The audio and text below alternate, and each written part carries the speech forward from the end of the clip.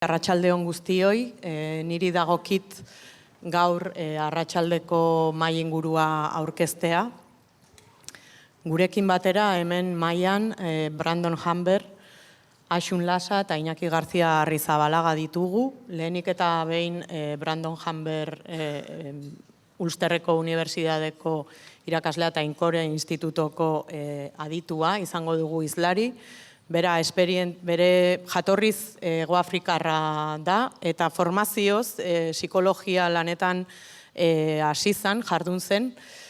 Eta bide horretatik heldu da bizikidetza eta bake prozesua aztertzera, hain zuzen ere biktimei entzunez Hegoafrikako testuinguruan, apartheid testuinguruan. Bere esperientzia akademikotik emango dizkigu nazioarteko hainbat adibide, bai Hegoafrikakoak eta bai Irlandakoak. Bere ondoan, ejemplos internacionales desde Sudáfrica y de Flandes del Norte. A su lado, Asun Lasa, que es la hermana de Roshan Lasa, nos explicará por qué y cómo está aquí y porque Arrizabalaga nos va a hablar de su caso. Por tanto, dejaré la palabra primero a los oradores y podréis hacer preguntas. Tenéis una hoja en la documentación que se os ha dado y podréis escribir vuestras preguntas. Se recogerán y podremos abrir un momento de debate con preguntas y respuestas. Ahora dejaré la palabra a Brandon Humber. Muchas gracias por esta invitación y por esta simpática presentación. Gracias por haberme acogido en esta bella ciudad de Biarritz. Es un placer para mí poder aportar mi visión y hacer algo útil para todos. Lo que quería hacer primero es empezar por unos comentarios sobre Irlanda del Norte y Sudáfrica. Son los lugares que mejor conozco. Y luego, para un poco alimentar el debate, hablar de cuatro temas y dar ejemplos de lo que he podido aprender de los conflictos en Irlanda y de Sudáfrica. No sé si estas conclusiones se pueden aplicar al contexto de aquí, ya que cada situación es distinta, cada sociedad es única. Pero lo que pude aprender en África del Norte y Irlanda del Sur son cosas interesantes. Es interesante saber que Sudáfrica, Irlanda del Norte y País Vasco siempre han sido un poco ligados. Los procesos de paz se han solapados en distintas épocas, pero siempre ha habido personas que se han desplazado entre los distintos lugares, los irlandeses que han venido aquí en el País Vasco durante el desarme, africanos del sur, surafricanos que han ido a Irlanda, y muchos artesanos de la paz se han podido desplazar entre estos países. No sé lo que puede significar, pero sé que hay una conexión real entre estos lugares y que se puede aprender los unos de los otros. Algo que aprendí trabajando en este ámbito ya que trabajo en este ámbito desde hace 20 años, es que los procesos necesitan mucho tiempo. Es difícil imaginar en Sudáfrica y en Irlanda del Norte que hace más de 20 años que empezó la paz en estos lugares. Aprendimos mucho de estos procesos, cosas positivas y cosas negativas, cosas que no funcionan. Y para mí es interesante estar aquí ya que los dos procesos irlandeses y surafricanos, si los miramos en el tiempo, vemos que tienen un periodo de fragilidad. un poco en peligro y muchos retos siguen pendientes 20 años después. Por ejemplo, en Irlanda del Norte, incluso si existe una paz formal, solo el 6% de los niños van a las escuelas integradas. La mayoría de los niños bien van a una escuela protestante o bien a una escuela católica. La mayoría de la gente vive en barrios católicos o protestantes. En Sudáfrica, incluso si ha habido muchísimos cambios positivos, la inigualdad entre las comunidades entre negros y blancos sigue existiendo y sigue creando tensiones continuas, permanentes. Y eso quiere decir que, sea cual sea nuestro compromiso, nuestro proceso, el proceso y la paz son cosas que requieren mucho tiempo. Y es difícil pensar en una época del proceso de paz, pensar que eso todavía va a durar muchos años. Y lo que he podido aprender de forma específica, la primera cosa es que si miramos hacia el pasado para ver cuáles eran las necesidades, la primera pregunta quizás sería preguntarnos por qué tenemos ganas de mirar hacia el pasado. Es una pregunta que parece sencilla, pero no lo es para nada. Miramos hacia el pasado para estar más para querer resolver la cuestión de las víctimas, es para reconciliar las personas entre sí. O bien miramos hacia el pasado porque buscamos justicia. Es posible que lo querramos todo, pero la dificultad cuando se mira hacia el pasado es que las problemáticas pueden ser contradictorias. En Sudáfrica, cuando se fundó la Comisión de Reconciliación y de Verdad y Compromiso, eran para ver las causas y el alcance del conflicto. Y para resolver todo esto hacía falta varias fases. Y hay cosas técnicas. En Irlanda del Norte pudimos utilizar el GPS para marcar en un mapa para ver dónde hubo muertos, donde las personas se habían muerto. Eso era una tarea técnica de comprensión de lo que pasó. Pero para entender las causas es mucho más matizado. ¿Por qué se empezó este conflicto? ¿Con quién? ¿Entre quién y quiénes? Y cuando se habla de las condiciones de la verdad, pues no se habla de los aspectos técnicos de los datos, pero son realmente el contexto, las cuestiones sistémicas que están detrás de un conflicto. En Irlanda del Norte no tenemos un proceso global para encararse con el pasado, porque la gente sigue muy angustiada con respecto a cuando piensan que tienen que resolver las causas del conflicto. Entonces, para mí, la pregunta ¿por qué miramos hacia el pasado? Realmente merece la pena planteársela de forma seria. Parece muy sencillo y se vuelve cada vez más complejo, cada vez más difícil.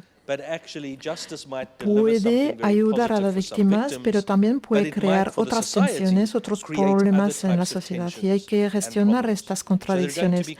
En Irlanda del Norte resolvimos este problema, por lo menos de forma retórica, diciendo que queríamos un proceso centrado en las víctimas con efectos en toda la sociedad. Pusimos las víctimas en el centro, pero con el objetivo final de hacer avanzar el conjunto de la sociedad. Habría que unir estos dos aspectos. El segundo punto que quería comentaros es que es cierto, en las dos sociedades pues hace falta mucho tiempo, pero también muchos procesos en paralelo. No hay una sociedad que se ha podido desarrollar, no hay una paz que se ha podido desarrollar con solo un proceso, por ejemplo, un proceso de reparación. Siempre hacen falta varios procesos en paralelo y en un tiempo largo. Y voy a coger el ejemplo, por ejemplo, de la masacre del Bloody Sunday en el 72.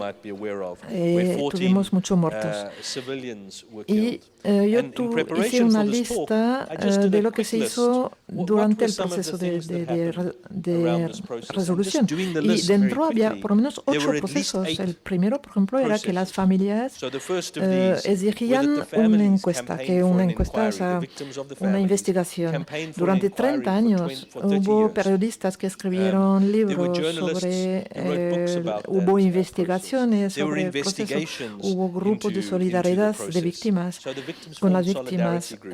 Hubo 2 películas importantes sobre este proceso. Y podemos decir que las películas que abordaban el tema educaron mucho a la gente y tuvieron mucho más impactos que otras cosas. Luego hubo un proceso que costó 200 millones de libras, un proceso que dijo que las víctimas eran inocentes. David Cameron, el primer ministro de la época, presentó sus excusas oficiales. Tuvimos también la construcción de un museo de la memoria para que la gente pueda visitarlo. En sexto lugar, había familias que están felices de escuchar las excusas, pero había otras que querían ir delante de los tribunales. Y en el séptimo lugar, ahora que tenemos el museo, lo que pasa es que gente de otras comunidades están visitando este museo y ahora hay otro proceso en el que la gente intercambia sus historias de masacres de los 2 bandos del conflicto. Y todo esto se encuentra en un proceso mucho más amplio, que implica más gente. Y lo que os quería decir es que es un proceso largo, pero con muchos mecanismos, con muchos enfoques distintos combinados. Y la tercera lección, bastante difícil, es que cuando se mira hacia el pasado siempre es una visión política. Queremos decir que cuando miramos las necesidades de las víctimas, podemos mirar las causas, dar un apoyo psicológico, pero también otros puntos, el reconocimiento, la verdad, la justicia. Los responsables políticos en Irlanda se oye si la economía funciona y que los jóvenes tienen trabajo, ya no habrá conflicto.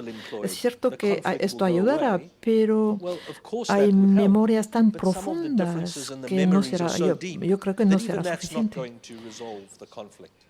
Son problemáticas, cuestiones complejas. Y una problemática política esencial que no es técnica, es política. Las 2 sociedades, es que en las 2 sociedades en las que trabajé hay un problema con la historia. ¿Cuál es la historia? ¿Cómo contamos la historia?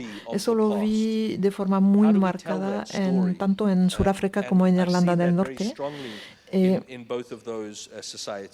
Porque efectivamente podríamos tener la tentación de transformar esto en una tarea técnica, encargar a un historiador que escriba la versión oficial.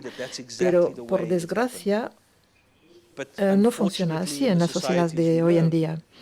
La mayoría de las sociedades actuales que pasaron por un conflicto, la única forma que tienen de resolver este conflicto es tener un enfoque de multiplicidad, o sea, un enfoque múltiple. Porque hay muchos enfoques que técnicamente son falsos, pero si la gente lo cuenta y lo siente así, no podemos decirles que su planteamiento es falso. Habrá que decidir que no existe un solo relato. Hay varios relatos paralelos Y un grupo lo verá de una forma y otro grupo lo verá de otra forma. No se trata de intentar cambiar los unos a los otros, pero la idea es más bien entender que nuestra visión de ver la historia no es la misma. Son formas distintas de ver la historia y son formas que evolucionan también. Al principio tenemos enfoques distintos y vemos que esto va convergiendo poco a poco con el tiempo. Esto se ve muy bien en Irlanda. Yo creo que aquí en el País Vasco existe la misma problemática, el mismo reto hoy en día. Y es importante, tenemos la responsabilidad entre todos de echar las bases para poder hablar de este tipo de temas. Es un problema político, saber cómo los políticos y las políticas van a echar las bases para permitir el debate y las conversaciones dentro de nuestra sociedad. Y la cuarta cosa que quería decir es que hay que ser coherentes en nuestra visión. He dicho que hace falta una multiestrategia, una estrategia múltiple, pero hay que ver muy bien cuál es la relación entre las distintas estrategias. En Sudáfrica, por ejemplo, lo que se hizo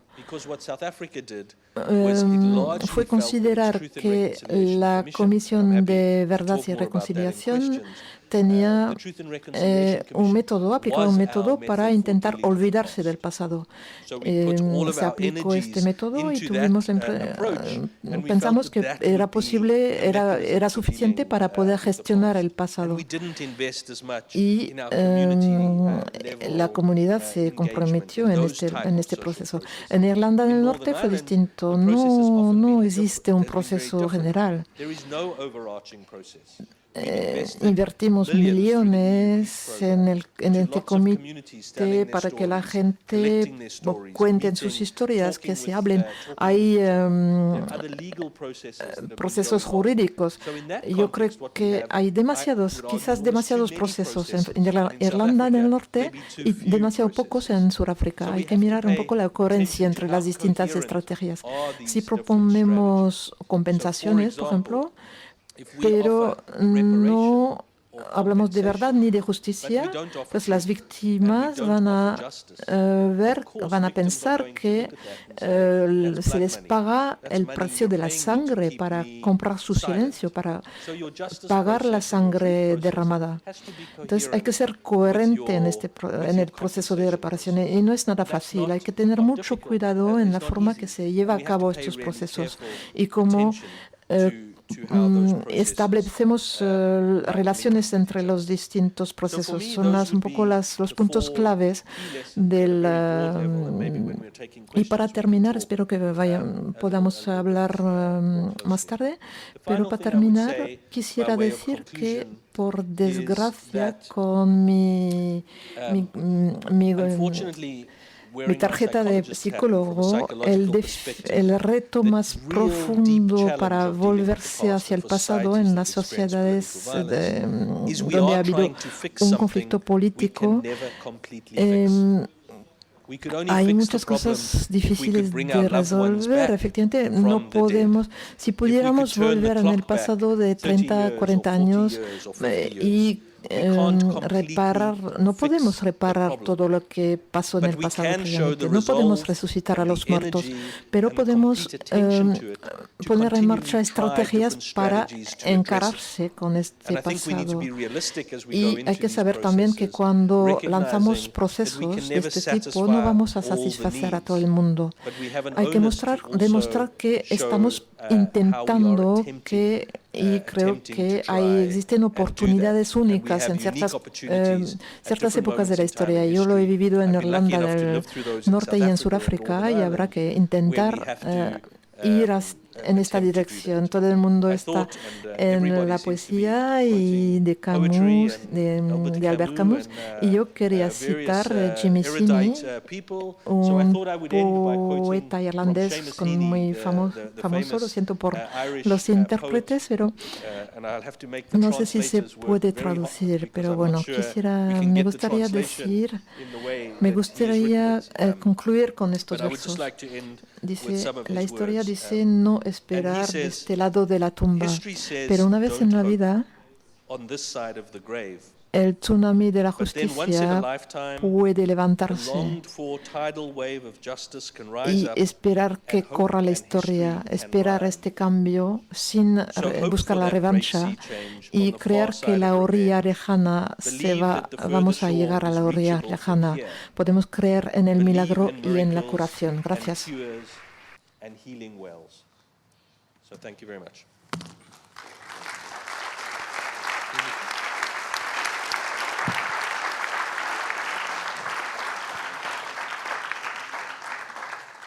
Brandon. Bien, muchas gracias, Brandon. Nazioarteko esperientzietatik Euskal Herriko con nosotros volveremos a nuestra cuestión aquí de Euskal Herria, y aquí tenemos a dos personas que han vivido ese conflicto desde muy cerca y que también están comprometidas en dos asociaciones o en dos grupos sociales. Por una parte tenemos los presos y por otra parte las víctimas. Y aquí tenemos dos víctimas pero diferentes, y les pediría a cada una de ellas que nos digan cuál ha sido su historia para que estén hoy aquí sentados con nosotros. Empezaremos con Iñaki Arrizabalaga. Arratsalde-on guztioi, buenas tardes a todos. En primer lugar, quiero agradecer a Bake Bideak y Artesanos de Paz la oportunidad que me brindan de estar aquí con ustedes. Y tal y como me pide la moderadora, voy a presentarme brevemente. Mi padre, Juan Manuel García, fue secuestrado y asesinado por los comandos autónomos anticapitalistas en San Sebastián en 1980.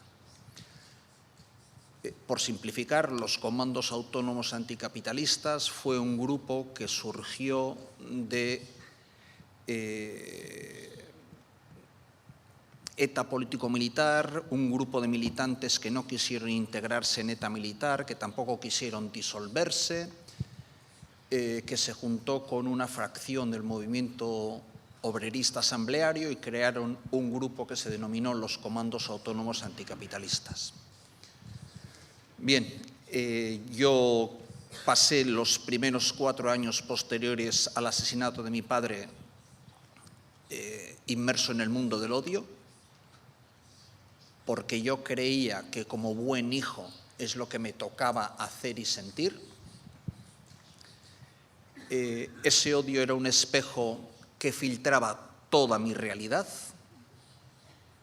era un filtro que dividía de manera muy simple el mundo en conmigo o absolutamente contra mí, y yo no era consciente de que iba cayendo por una cuesta cada vez más larga, cada vez más empinada y cada vez con más velocidad.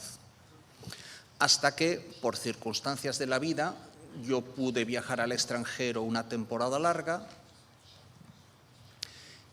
y ser consciente de que estaba arruinando mi vida, de que aquel grupo no solo había asesinado a mi padre, sino que también estaban asesinándome a mí. Y ese ejercicio racional de egoísmo fue el que me permitió decir, yo no quiero esto para el resto de mi vida, quiero salir de esto, quiero salir de este pozo. Y bueno, pues tuve ocasión de incorporarme a un llamamiento que hizo otra víctima del terrorismo para empezar a trabajar por la pacificación de la sociedad vasca, y es así que desde el año 1986 yo he participado en distintas organizaciones que han trabajado al sur del Bidasoa por la pacificación y la reconciliación de la sociedad vasca. Creo que como primera presentación es suficiente. Bueno, arratsaldeon denori, eta mila esker gonbidapen honengatik. Hore bada zuek denon aurrean nire testigantza eman alizatea eta eskertzen dizuet. Bueno, ni esan nahi delen da bizi 1982an 26 urte nituela detenitua izan nintzen. 12-15 gizon. Yo había sido detenida y me tuvieron con muchos días y estuve unos 7 días que fueron muy duros, y si empiezo a contar las horas, pues ese tiempo es muy largo, porque en realidad las horas son muy largas. Después de 14 meses, José Lasa y José Zabala fueron secuestrados en Bayona, y durante 12 años no tuvimos ninguna información sobre lo que les ocurrió. Y para mí, cuando supimos lo que ocurrió, es que cuando supe que la Guardia Civil tenía algo que ver, ha sido muy difícil, porque yo había estado entre manos de la Guardia Civil, y los años y los días que siguieron fueron muy duros, porque al cabo de 12 años, cuando aparecieron los 2 cuerpos en Alicante y cuando nos confirmaron que eran ellos,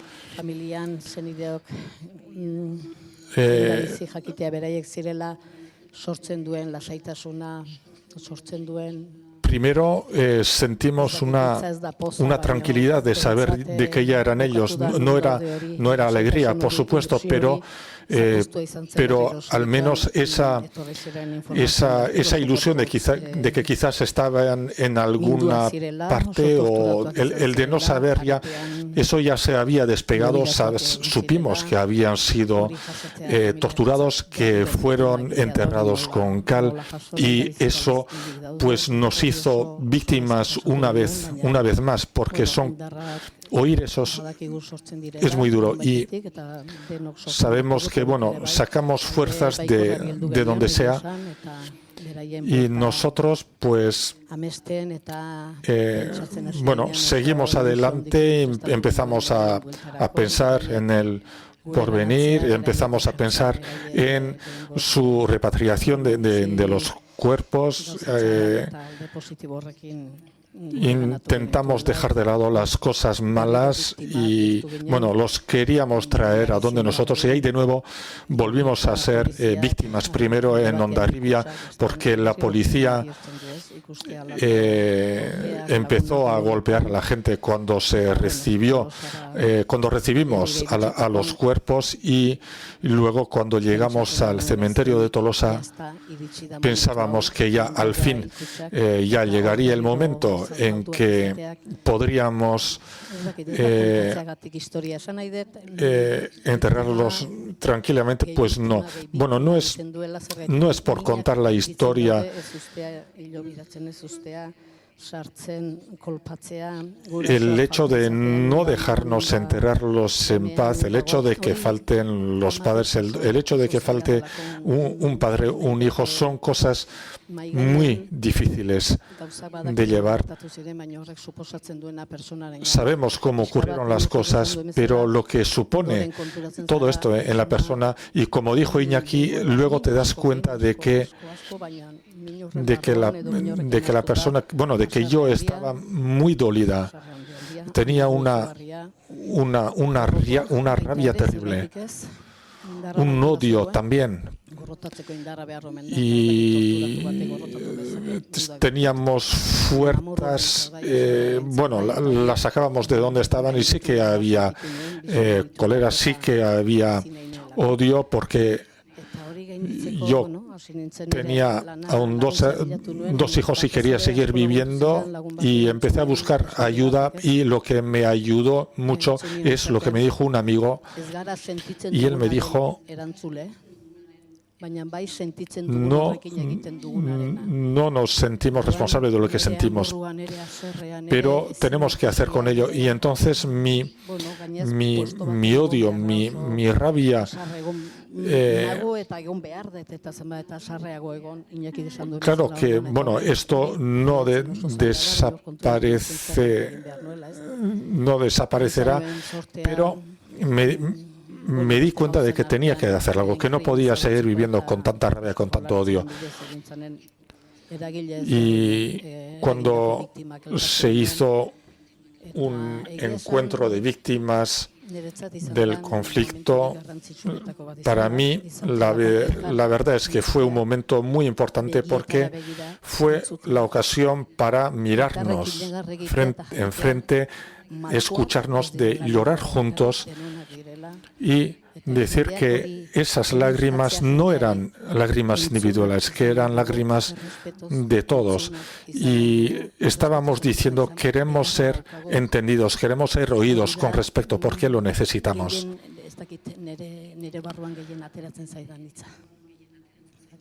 Eso es lo que, bueno, eso es lo que quería contar.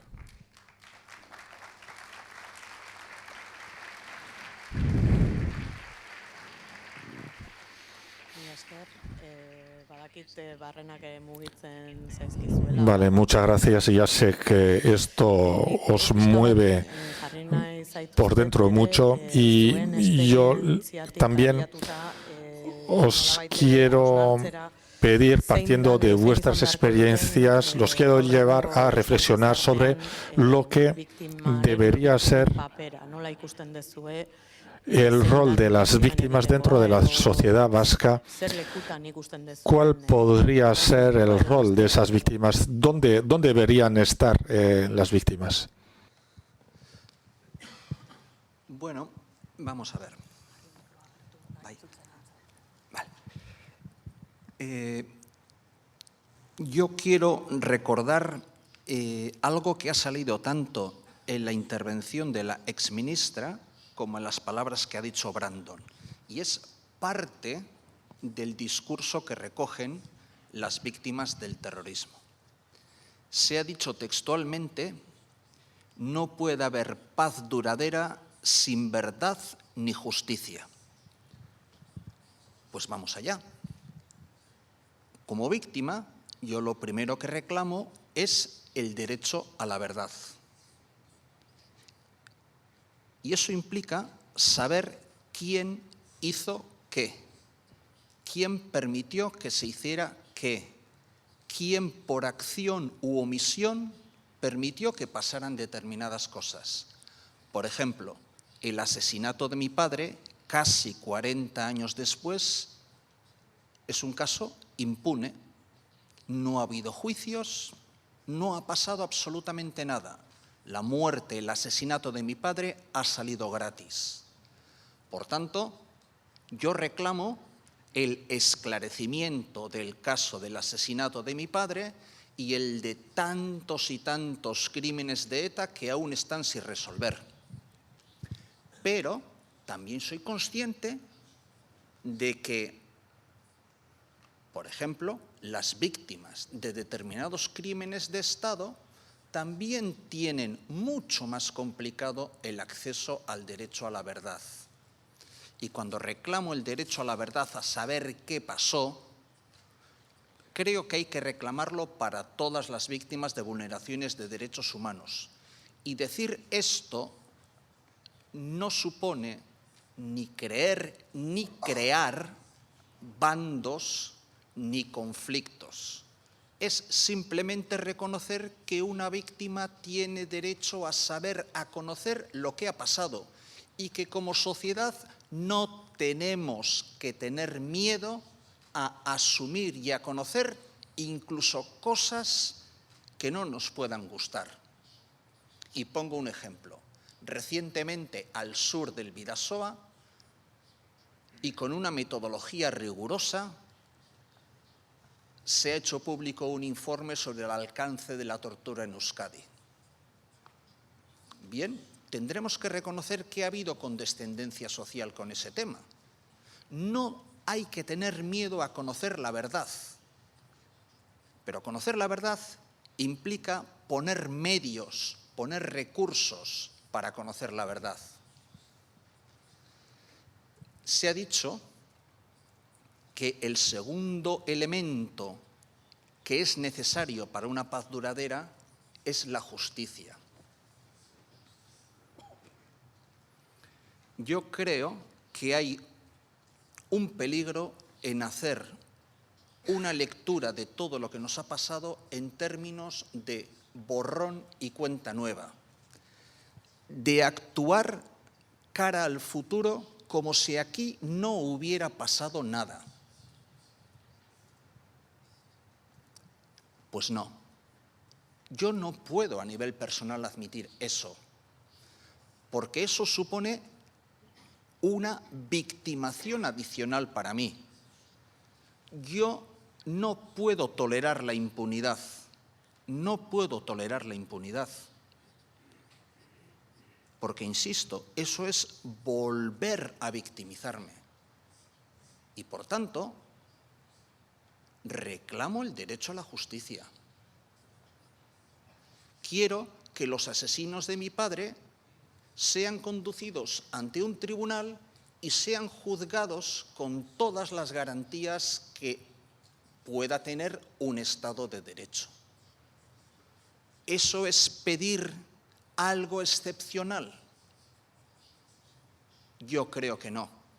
Creo que debemos empezar a llenar de contenido grandes palabras que están ahí arriba y debemos bajarlas al suelo. Y debemos bajar al suelo el derecho a la verdad.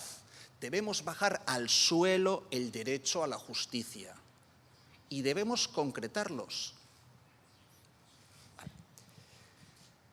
Creo que las víctimas podemos hacer una lectura prepolítica de todo esto. Porque reivindicar el derecho a la verdad y a la justicia es un sentimiento prepolítico. La empatía con quien sufre es un sentimiento prepolítico. Y en este sentido, yo he hecho un ejercicio personal, que ha sido intentar salir de mi zona de confort, de mi zona de comodidad,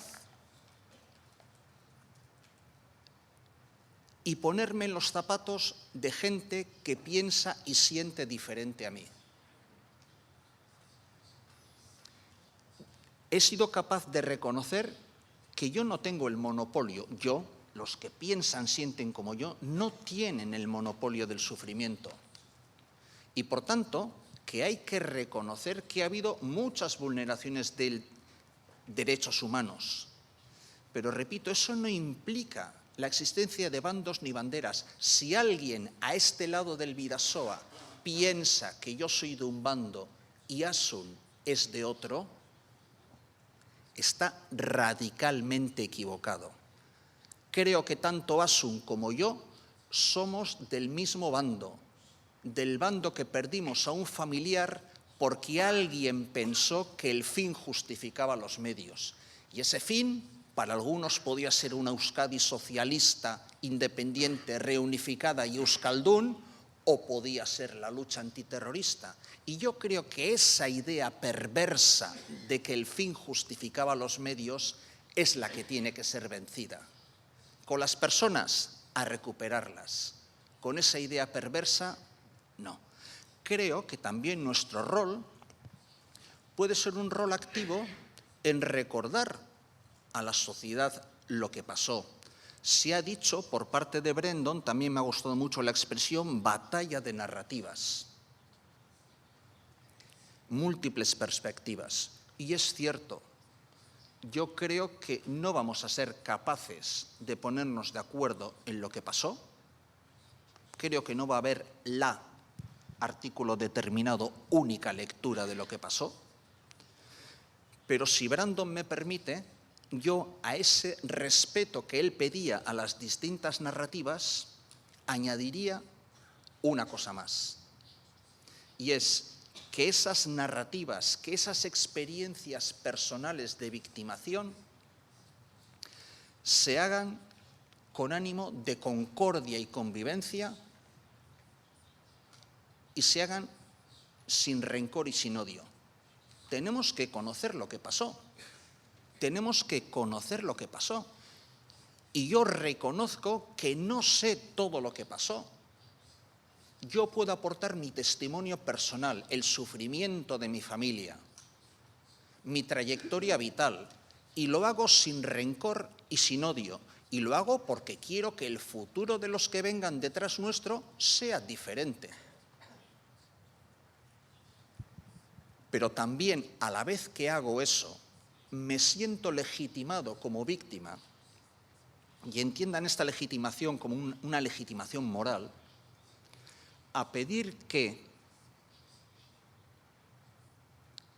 quien amparó el asesinato, quien alentó el asesinato, quien gritaba ETA, mátalos, quien gritaba ETA más metralleta, haga una autocrítica y reconozca no solo el daño causado, porque eso es objetivo, que nos han hecho daño, es objetivo que han asesinado a un familiar nuestro. Lo que debe reconocerse es la injusticia de ese daño, de que aquello nunca tenía que haber pasado. De que aquello nunca tenía que haber pasado. Y que si queremos que eso no vuelva a suceder, tendremos que hacer todos una autocrítica de qué permitimos por acción u omisión que sucediera. Y lo que no podemos hacer es poner el contador a cero y aquí no ha pasado nada y empecemos a convivir juntos. Pues va a ser que no. Y no entiendan esto. No, esto lo formulo sin ningún ánimo de rencor, ¿no? Sin ningún ánimo de odio. Yo quiero saber qué pasó, es que es elemental. Quiero que se haga justicia con mi caso. Quiero que se haga justicia con el caso de Asun o de Pili, ¿no? Quiero que quien alentó todo aquello diga que aquello nunca tenía que haber pasado.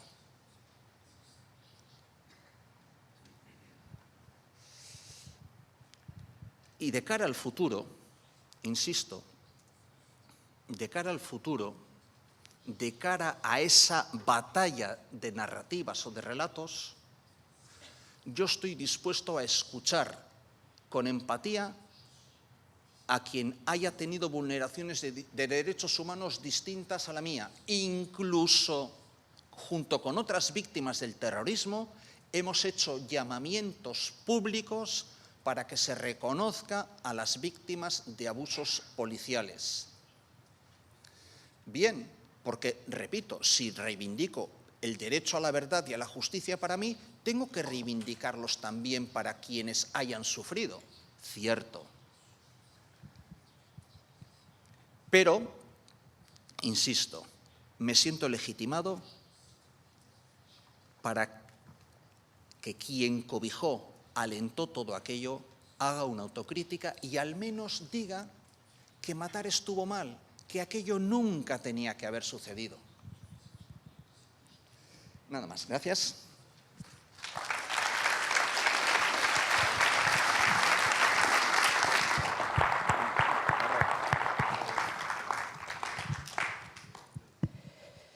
Bueno, yo he sufrido como persona el término de víctima. La verdad es que soy una persona. He vivido una situación y esa situación me ha hecho como soy hoy en día. Y yo no sé si tenemos que tener un rol específico, no sé si el término de víctima, no creo que ese término de víctima no nos da un derecho más. Yo he tenido una vida como otros han tenido la suya y yo creo que nosotros podemos aportar, pues, ¿qué le voy a decir? animar a la gente a que se pueda discutir, a que podamos hablar juntos y que eso nos permite ver las cosas diferentes. Yo he vivido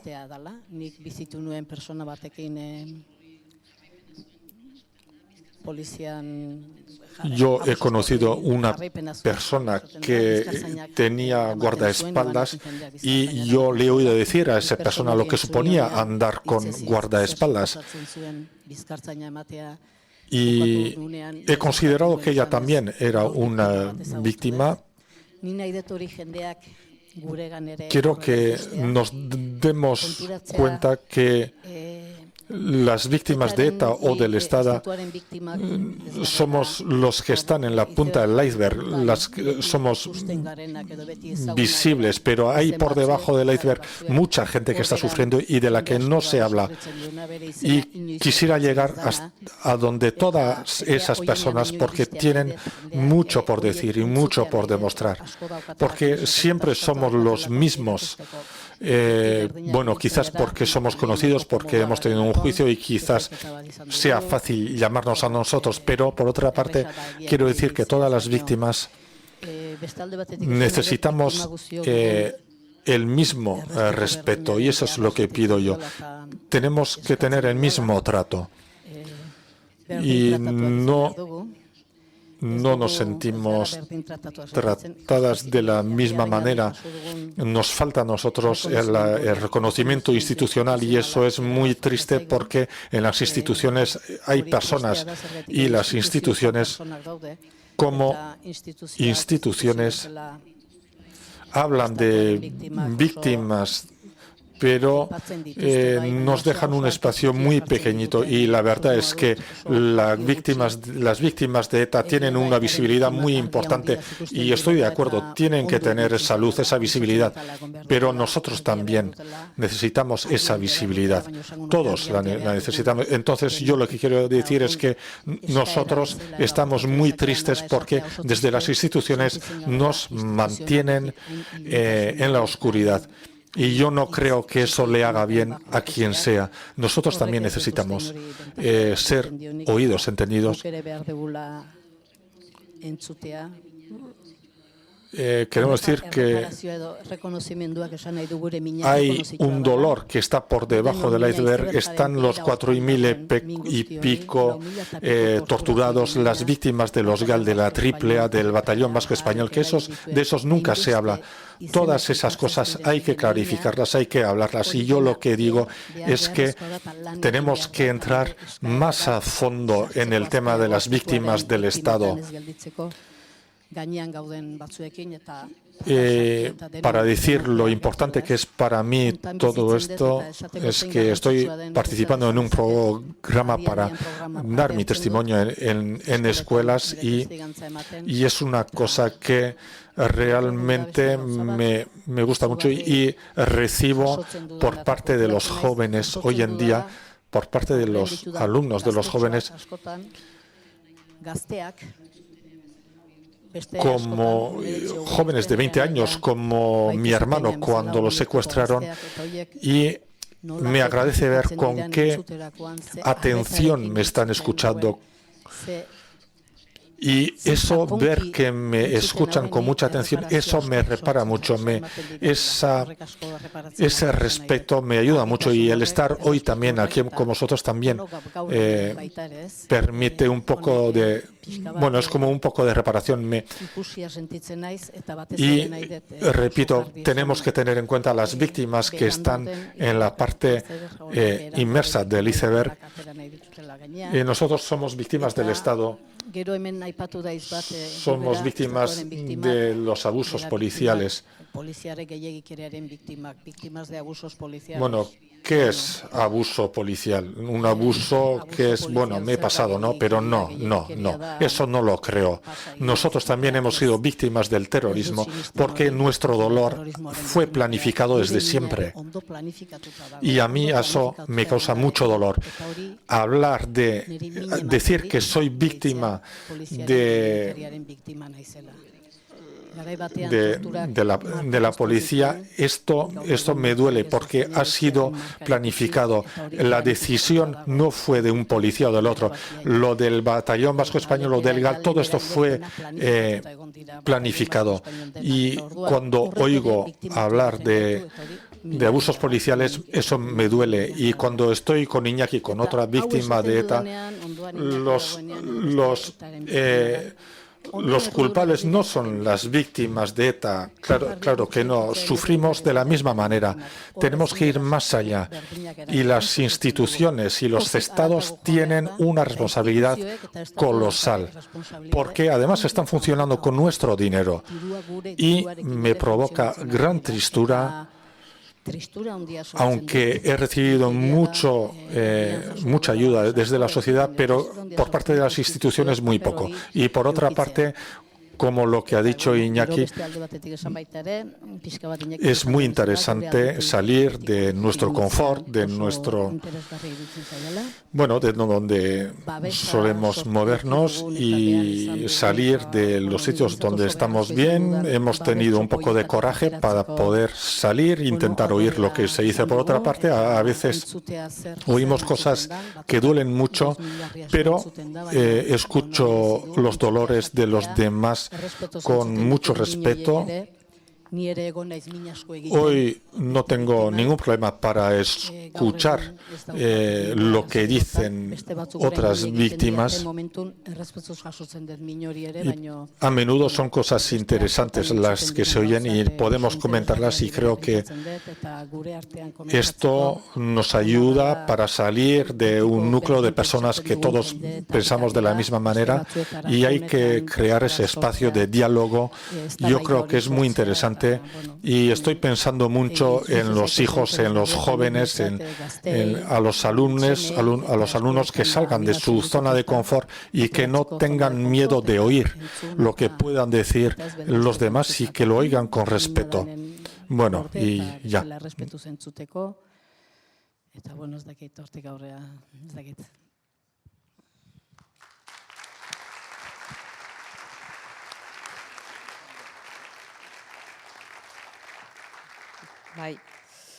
Como ha dicho la señora Taubira, es una tarea ingrata que se hace gratificante, y se ve que vosotros, todos y todas, habéis hecho un trabajo de este tipo.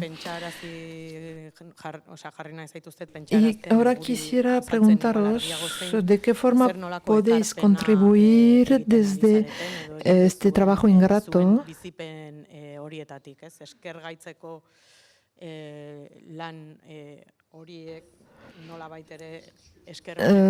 ¿cómo podemos hacer para que se vuelva gratificante? Y si es así, ¿de qué forma podemos actuar? ¿Qué pueden aportar las víctimas a la sociedad y a la convivencia? Bueno, como ha dicho Asun, algunas víctimas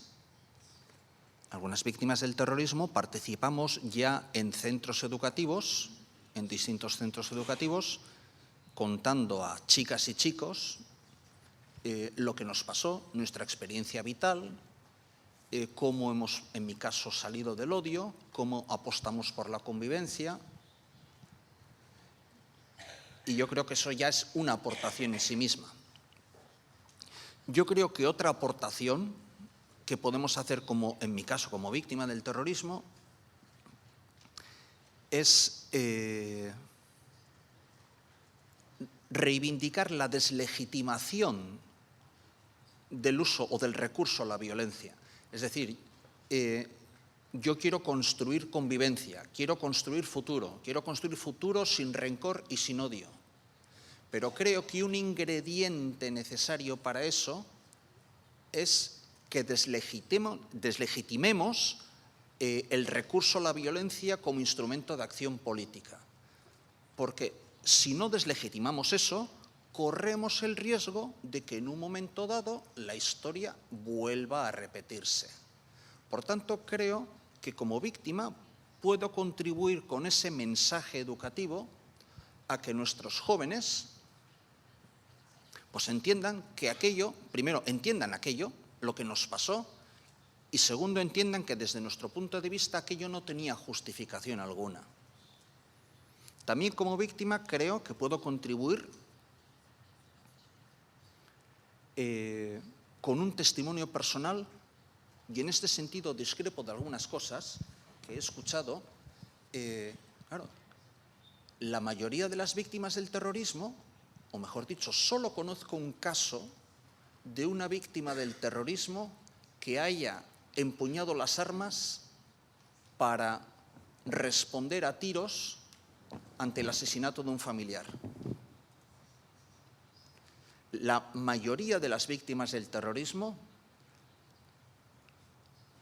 han tenido una reacción serena y no han agitado un proceso de enfrentamiento civil. La mayoría de las víctimas han educado a sus hijas e hijos en valores de respeto, en valores de cortocircuitar el odio. Y por tanto, creo que ese mensaje es un valor en sí mismo. Es decir, que el odio termina en nosotros, la cadena no se reproduce.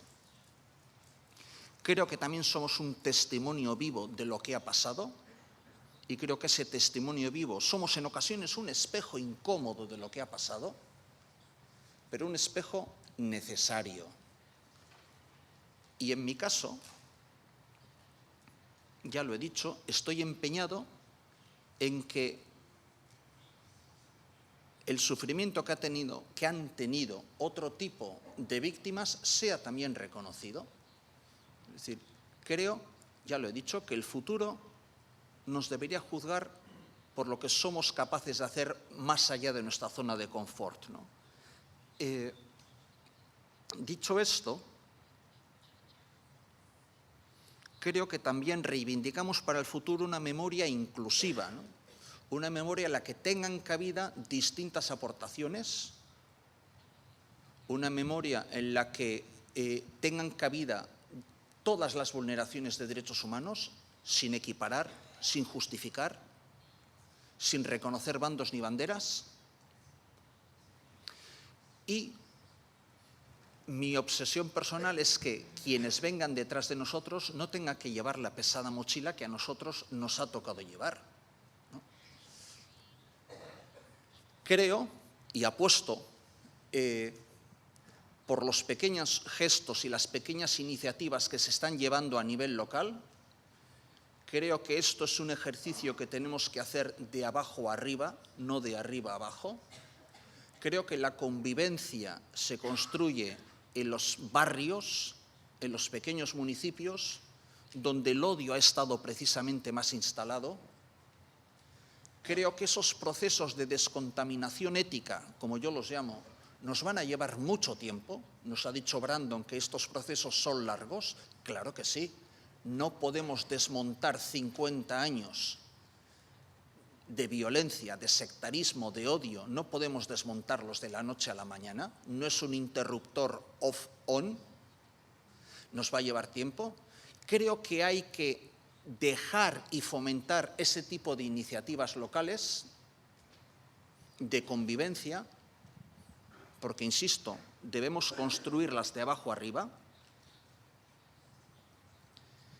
y debemos seguir denunciando cosas que nos parecen intolerables. He oído en la presentación de Bakey Bidean Artesanos de Paz que mañana hay un acto en favor de los presos. Lo he dicho en ocasiones y lo voy a volver a decir. Bueno, a mí cuando se habla de que las consecuencias del proceso son las víctimas y los presos, hay algo que me chirría, que no me suena bien, que no me encaja. Yo no estoy en un bando y ellos en otro. No. Yo evidentemente reconozco que un familiar de un preso no ha cometido ningún delito. Y por tanto creo que la dispersión de los presos supone un castigo añadido para los familiares.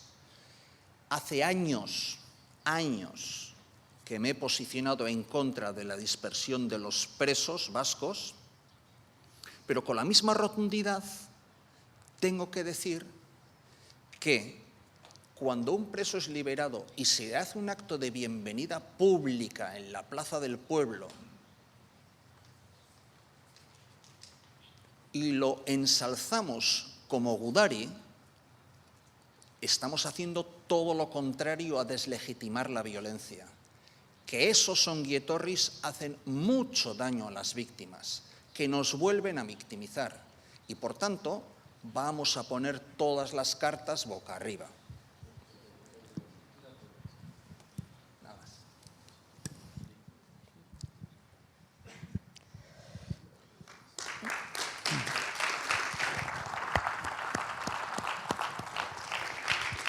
Bueno, lehen esan du ni pixka bat honetaz, ez? Nik ze aportatu dezakedan neure minonek erakutsi didana persona bezala nire iraganak eman didanakein aportatu dezakedana da. Este dolor se enraiga en mi pasado y lo que me ayudó es que para poder alejarme del enfado, del odio. Lo que me ayudó, por tanto, es que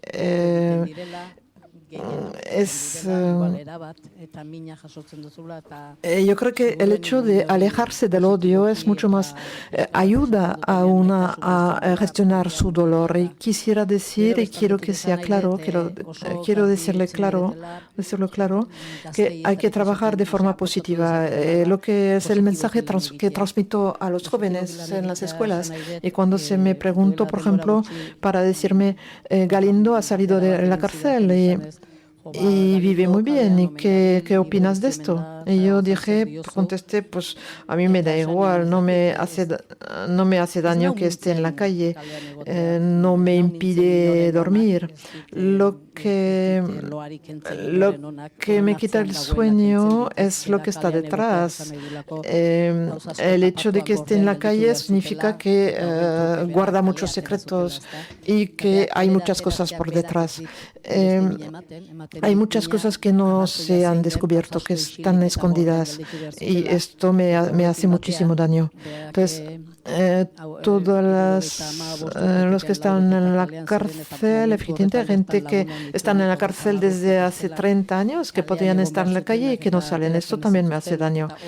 Pero no voy a intentar luchar para que el Galindo y sus compañeros del GAL vuelvan a la cárcel. Pero quiero mejorar la situación de los presos, porque esto es bueno para todos. Y quisiera decir también que cuando uno de mis amigos sale de la cárcel, yo voy a estos actos de onguietorio, de recibimiento. Es mi amigo, a mí me dolió cuando entró en la cárcel, sé lo que es la cárcel y voy al onguietorio. Y esto me recuerda lo que hubiera querido decir a mi hermano, decirle onguietorio cuando volviera a casa, y no lo podía hacer porque desapareció. Entonces no estoy en contra o en pro de alguien, no digo que está bien o mal lo que hizo, digo bienvenido, has pasado muchísimos años en la cárcel, has sufrido en la cárcel y has pedido la justicia también, y eso también hay que respetar las víctimas que piden justicia. Yo respeto muchísimo a todas las víctimas y a aquí, pero tengo que decir que seguiré yendo a estos actos de recibimiento, pero eso no quita nada a mi compromiso. No quiero que haya malentendidos en esto, y creo que vamos a hablar con Iñaki para buscar un punto de entendimiento.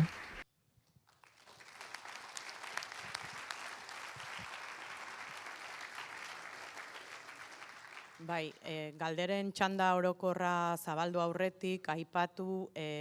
Ahora vamos a pasar los micrófonos en la sala. Hortaz, pixka bat adibili beharko dugu hitzak eta hartzeko. Galderetara pasatu aurretik nik bai...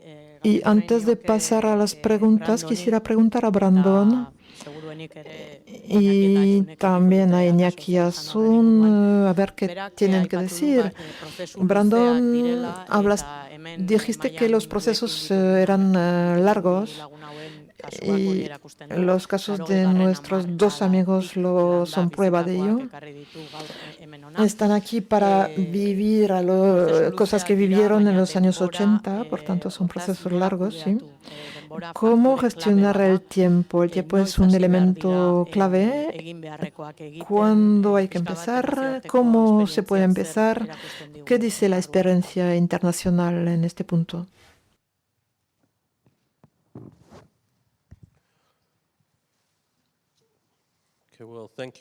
Gracias por todos los comentarios.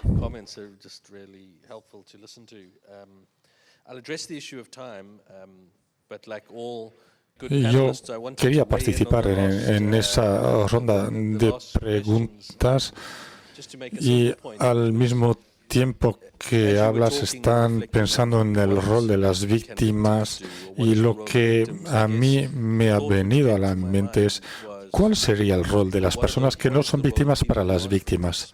Y no puedo hablar por vosotros, pero podemos hablar por nosotros que no somos víctimas. Y a mí lo que me ha venido a la mente es que uno de los roles principales sería de no utilizar, de no explotar las víctimas. Es porque a menudo se utilizan las víctimas por razones con objetivos políticos y si alguien quiere implicarse en políticas puede hacerlo, pero que no exploten las víctimas. Porque eso lo hemos visto mucho en África del Sur, porque hay gente que dice que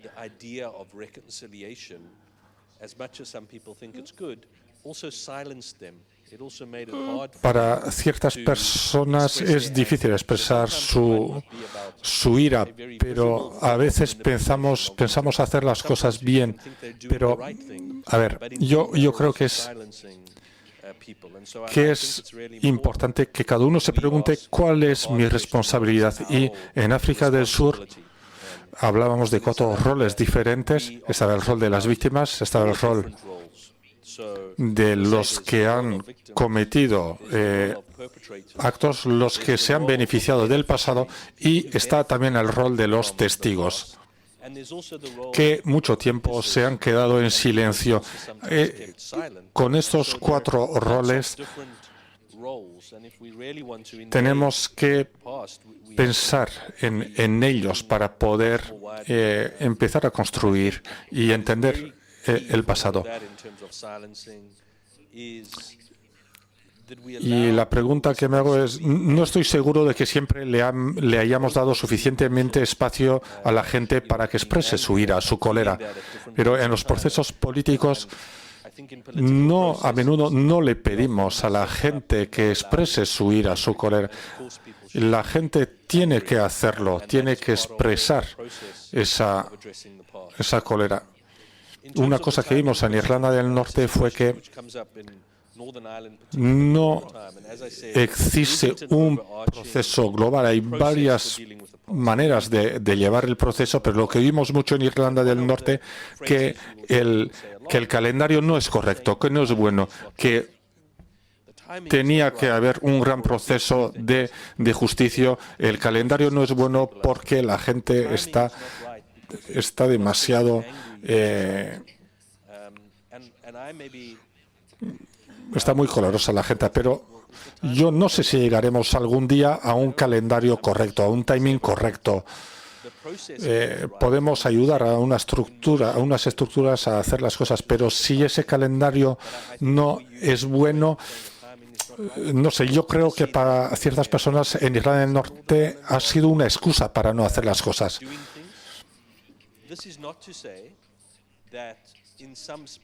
Yo creo que no hay que indagar demasiado en esas cuestiones de calendario. Yo creo que más bien deberíamos de hablar de secuencias, es decir, tenemos que hacer un secuenciamiento, una secuenciación de los procesos.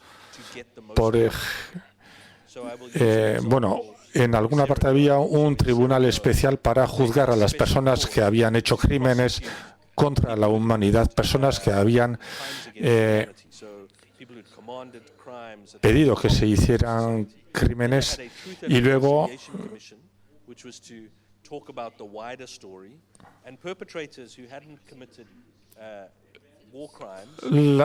se hizo una comisión de los crímenes y había dos procesos a la vez, pero no era útil porque una persona que podía contar la verdad, pues no lo decía porque temía poder ser juzgada en ese tribunal.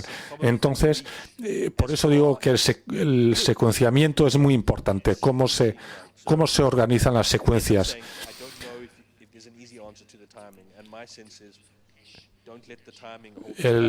La cuestión del calendario no nos debe frenar, pero hay que pensar en un mecanismo coherente, ver cómo cada cosa funciona con la otra y ver cuáles son los beneficios de cada proceso.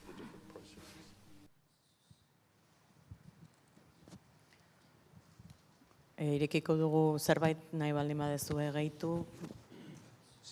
Respecto al tiempo, yo no sé qué percepción se tendrá desde este lado del Bidasoa, pero yo lo que veo en la sociedad en la que vivo es que hay un deseo de pasar página demasiado rápido.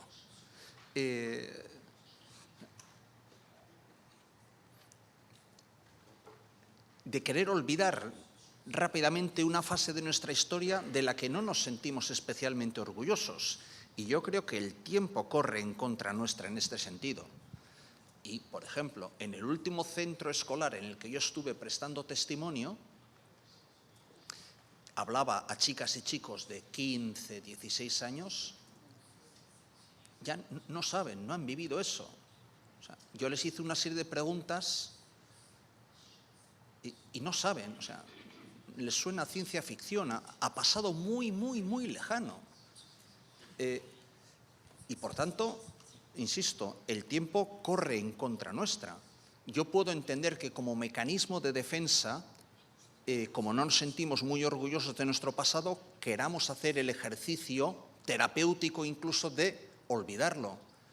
Pero creo que como víctimas nos corresponde resistirnos a esa inercia natural que puede tener la sociedad.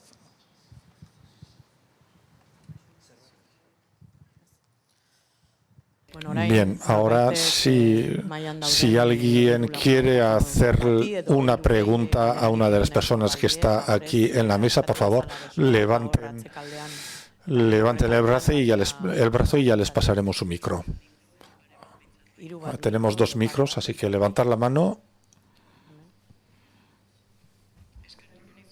Donc, merci de faire des questions très précises pour que un maximum de personnes puissent participer. A ver, una pregunta para Iñaki. Primero quiero darle las gracias y no soy yo.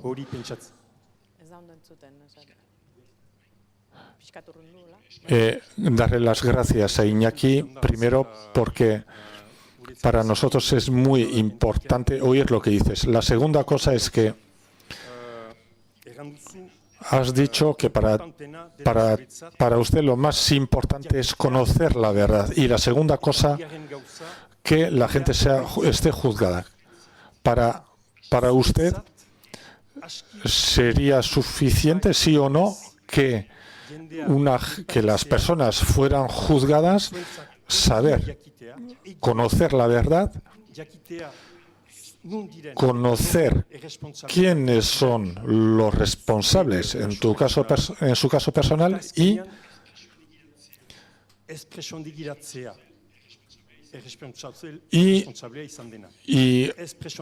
para ti lo más importante no será necesariamente que la persona vaya a prisión, sino saber conocer la verdad.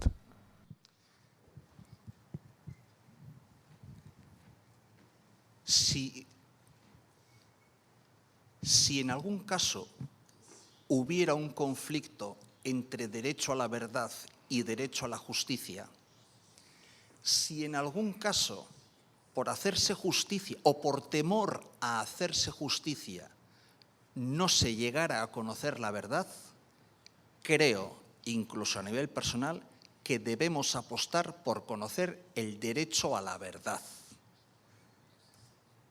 Dicho esto, yo no veo esas incompatibilidades, ¿de acuerdo? Y le voy a poner un ejemplo concreto. Yo soy de esas víctimas del terrorismo que se han reunido con presos de ETA acogidos a la vía en Anclares, que hemos tenido encuentros restaurativos con presos de ETA.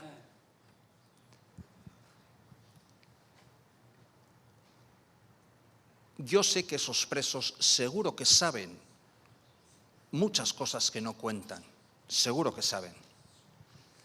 Yo entiendo su temor a que si ellos contaran lo que saben, el contador de la justicia se les pusiera de nuevo a cero.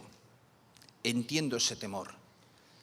Facilitemos, pues, que se conozca el derecho a la verdad y que si en algunos casos el derecho a la justicia es un obstáculo, prímese el derecho a la verdad. Yo estoy dispuesto a asumir, si hiciera falta, condenas simbólicas para que se conozca incluso el derecho a la verdad.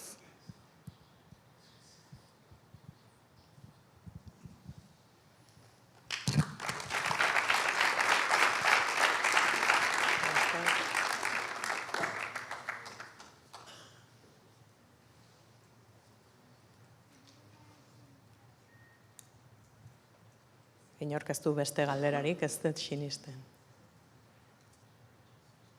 Bai.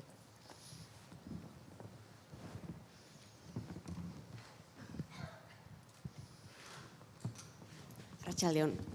Bueno, teniendo en cuenta que partimos de realidades totalmente diferentes, es decir, hay determinadas personas, determinado tipología de víctimas o victimizaciones que sí tienen acceso al derecho a la verdad, pero existimos otro tipo de víctimas, las víctimas del Estado, del terrorismo de Estado, que sabemos a ciencia cierta que no, por mucho que aspiremos, soñemos, intentar acceder al derecho a la verdad, tenemos todos los obstáculos, habidos y pueda haber, que demuestran que en el Estado español el tipo de democracia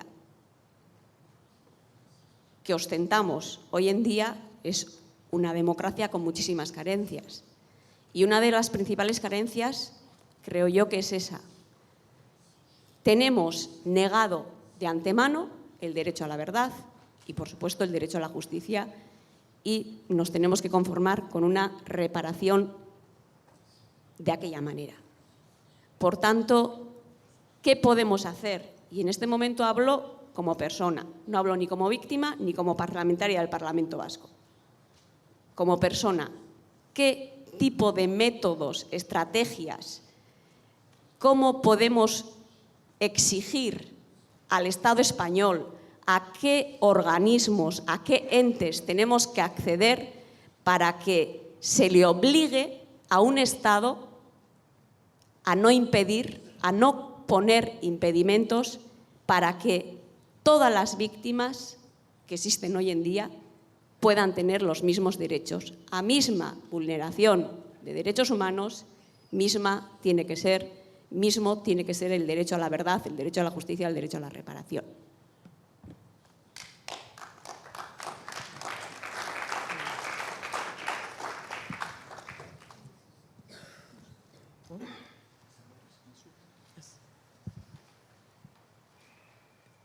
Pili, no lo sé.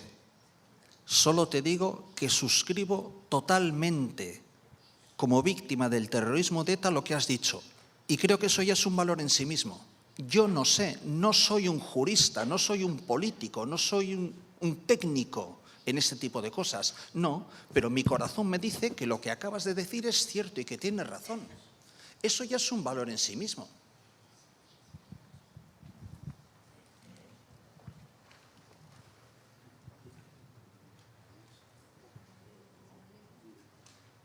Yes. Vayan. Hola, buenas tardes. Primero agradeceros a los dos, a todos los que participáis en este foro. Yo soy víctima de ETA. Con 10 años ETA colocó una bomba que me explotó, estuvo a punto de quitarme la vida, me amputó una pierna, la visión de un ojo y luego destrozó también a mi familia. Mientras estaba en la mesa de operaciones, una manifestación a las 8 horas del atentado gritaba debajo de casa de mis padres, Gora eta militarra. A mí me gustaría saber, no sé si tendréis la respuesta, os pongo en un compromiso, pero ese aliento que le dio la sociedad al terrorismo, principalmente de ETA, yo vivo en Rentería, un pueblo marcado por la violencia. ¿De qué manera la sociedad, así como a las víctimas de GAL o de abusos policiales, en cierta manera la sociedad les pudo reconfortar, hubo en cierta manera su apoyo? A las víctimas de ETA principalmente lo que hizo es guardar silencio, aislarnos y demás. Y después de hacer esa crítica que es obligada por parte de la sociedad, a mí me causa darle muchas vueltas a la cabeza de qué manera podemos sentir sentirnos reconfortados por esa sociedad.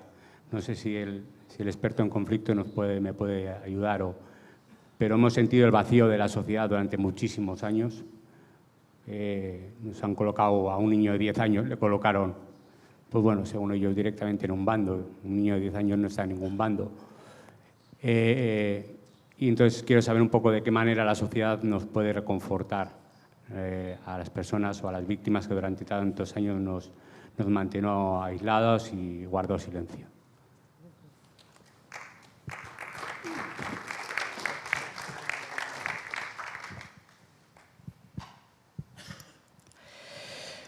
Alberto, yo en primer lugar te voy a decir que sí, te entiendo, porque yo me ha venido ahora mismo. He vivido casi lo mismo de la otra parte.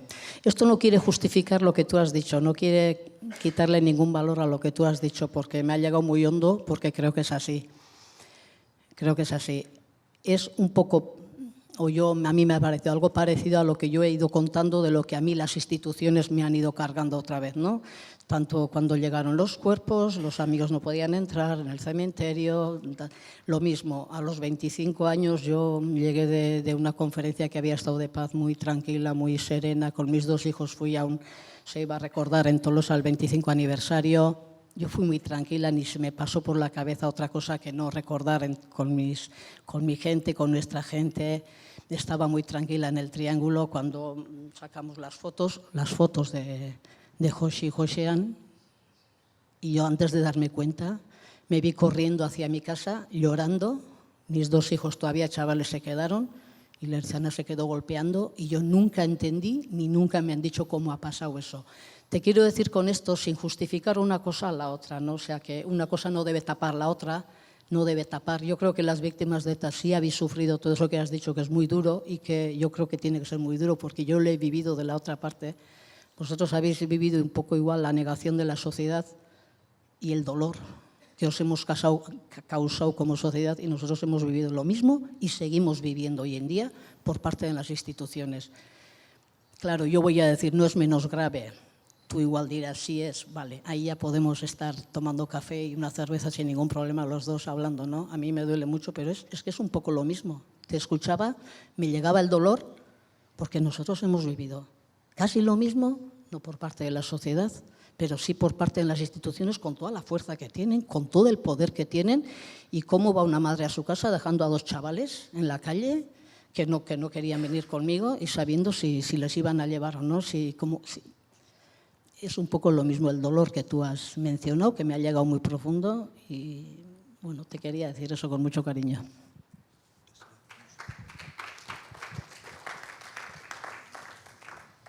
Well, thank you very much for the last two questions, and they're both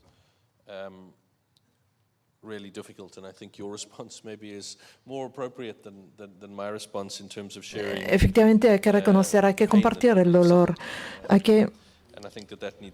es un sentimiento común a muchas historias personales, a tantos testimonios, y lo que podría hacer quizás es contestar a la pregunta ¿qué se puede hacer cuando un gobierno o una sociedad no quiere asumir ciertas problemáticas? No existe una respuesta sencilla a esta pregunta.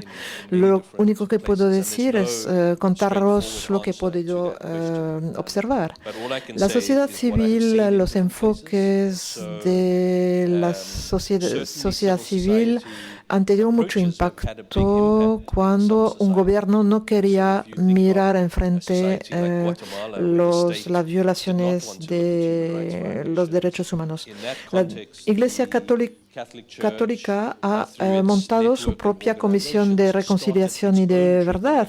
No fue suficiente para las víctimas que buscaban el reconocimiento del gobierno, pero sirvió para ir a buscar miles de testimonios y más tarde hubo una investigación oficial del gobierno para conocer la verdad. Y fue la Iglesia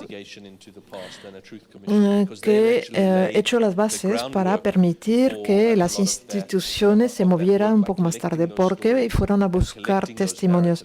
Hubo enfoques muy estructurados en el seno de la sociedad civil para asumir estos procesos cuando el Estado se negaba a ello. Y otra cosa que me parece interesante y que tiene que ver con Irlanda, en Irlanda del Norte se reconoció que las víctimas no tienen las mismas necesidades ni las mismas expectativas. En Irlanda existen leyes que están siendo estudiadas, que reconocen que hay necesidades, hay un proceso y la gente puede pedir que se mire su caso. Y a otro nivel hay otro proceso que llamamos es un proceso para buscar información, para buscar respuestas, que pueden ser cosas muy pequeñas, pero son preguntas importantes sobre la dignidad. Por ejemplo, otra pregunta es que la familia quería saber por qué su hijo que murió, por qué se quedó toda una noche en un campo, por qué la policía no quitó su cuerpo, por qué lo dejó ahí toda la noche. Y esto porque la familia lo vivió como una falta a su dignidad. Y entonces el proceso sirvió para obtener informaciones. No era cuestión de enjuiciar a nadie, era cuestión de contestar, de saber. Y el organismo que investigó el caso encontró la respuesta siguiente: es que el ejército tuvo miedo que su cuerpo tuviera una trampa, estuviera minado, y esperaron la llegada de una unidad de desminado. Entonces era una respuesta muy racional. Y esto dio mucha reparación. O sea, la familia se sintió mucho mejor después de oír esto. Hay familias, otro caso, por ejemplo, una persona se murió y su familia quería solo saber quién estaba con él cuando se murió, porque no estaban. Y en este caso, el tener esta información Pues, y se dio el caso que la persona que estaba con él era una persona de la otra comunidad, la llevó al hospital y era una cosa, y esto ayudó a la reconciliación. Porque la comunidad que pensaban que lo odiaba a la otra comunidad y supieron que una persona de esta comunidad llevó a su hijo al hospital. Entonces, ¿cuáles son los niveles de verdad? ¿Cuáles son los niveles de justicia que se quiere tener? Yo creo que podemos encontrar respuestas a estos distintos niveles. Y por terminar, por fin, en Irlanda del Norte vio el proceso en los 20 últimos años. El Estado británico es no quiere abrir sus documentos de seguridad y lo que pudimos ver a través de campañas de grupos de presión de las víctimas, con los cambios de gobierno, utilizaron estos cambios para pedir cada vez cosas distintas. Con el gobierno Blair, que era más liberal, enseguida fueron a hacer una campaña de presión. No abrieron todos los documentos, pero empezaron ciertas investigaciones, en particular la sobre el Bloody Sunday, el Domingo Sangriento. Y luego hubo excusas oficiales. Entonces hay que ver también, hay que coger la oportunidad cuando se presenta. No conozco la situación política aquí, no sé si sería posible, pero con el tiempo yo me di cuenta que aparecen momentos oportunos. La gente identificó estos momentos y pudieron actuar.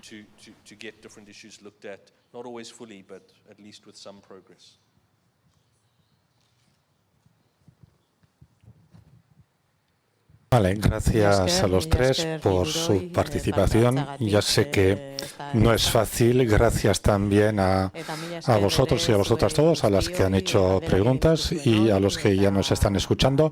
Y ya pasaremos al final de este acto. Unos aplausos, por favor, para los que están aquí en el escenario.